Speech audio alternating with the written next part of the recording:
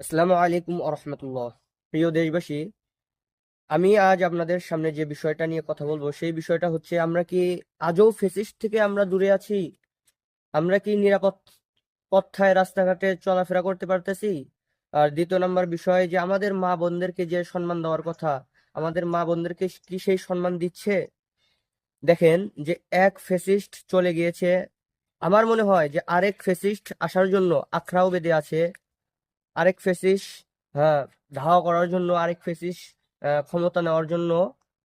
মানে কি বলবো, যে এখন আমাদের বিষয়টা হচ্ছে যে বিভিন্ন আমরা দেখতে পারি বিভিন্ন আলেম হোক হুজুর হোক, ভাই আলেম কিন্তু কয়েক ধরনের।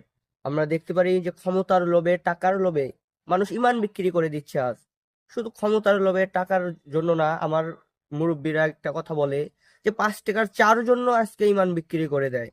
দেখেন, আমরা যদি চাই যে আমরা যুগে যুগে উসমান হাদি হয়ে বাঁচবো, উসমান হাদি হয়ে থাকবো। আমি উসমান হাদি ভাই যেভাবে মানুষের সামনে কোনো আইন মানতো না, কোনো মন্ত্রী মানতো না, কোনো স্বরাষ্ট্রমন্ত্রী মানতো না, তিনার ভেতর থেকে যা কথা আসতো তাই বলতো। আমিও যদি আজকে তিনার মতো কথা বলি, আমিও কি গুলি থেকে বাঁচবো? অবশ্যই দেখবেন যে আমাকেও কেউ না কেউ গুলিবিদ্ধ করে ফেলছে। তাহলে আমরা কই ভাই, ফেসিস্ট থেকে আমরা দূরে থাকলাম? ফেসিস্ট আমরা কি তাড়াইতে পারছি ভাই?